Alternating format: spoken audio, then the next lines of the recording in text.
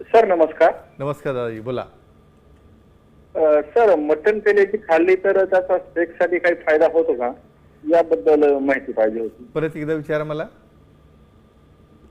Mutton पेल्याची खाल्ली ना आपण. हा हा तर अच्छा अच्छा, त्याचा राईट राईट राईट राईट.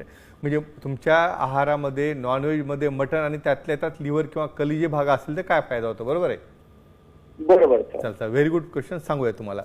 म्हणजे आपला टॉपिक जो असतो, हां. आपण सांगितलं बा आहार, हो तुमचं लैंगिक जीवन फार मोठा संबंध आहे. तुमचा आहार जर चांगला असेल ना, हो फक्त लैंगिक जीवनच नाही, तुम्ही शेवटपर्यंत सुदृढ राहू शकता. नक्की सांगूया आपण. नक्की.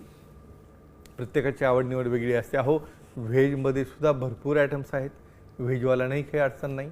व्हेजवाला देखील अतिशय सुदृढ, अतिशय स्ट्रॉंग आणि शेवटपर्यंत ॲक्टिव्ह राहू शकतो.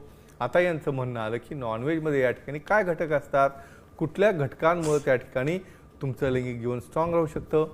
मित्रांनो, सर्वात मोठी गोष्ट लक्षात ठेवा, लिव्हर हा अतिशय महत्त्वाचा पार्ट आहे, ज्यामध्ये की झिंक आणि मॅग्नेशियम ह्याचं प्रमाण हे अतिशय जास्त असतं.